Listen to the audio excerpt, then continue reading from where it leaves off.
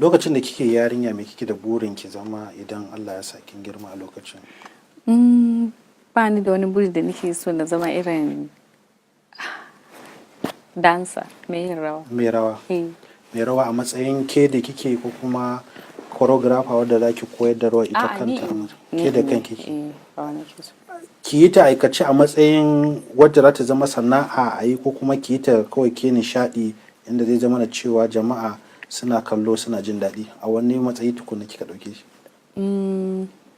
Lokacin da ina karama na ɗauke shi abin sha'awa nake so in dinga yi, ban ɗauke shi a abin sana'a. Wannan burin naki yanzu ya yake, yana nan ko kuma kin aje shi ko kuma kin cimma kaɗan daga cikin abin da kike sha'awar ki zama tun daga to zan ce na cin mishi tun daga shi na zama kuma yayan shi.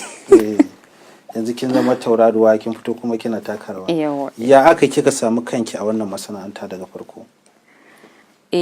Lokacin da na shigo kamar ya zan ce wanda bata saba ba. Da farko lokacin kina yar koyo da farko baki san mutane ba kuwa babu abin da na iya, ba abin da na sani a lokacin. Ba abin da na sani saboda ni ban taba mafarkin zan yi acting ba, ban ma taba mafarkin zan iya ganin irin ku a fili ba.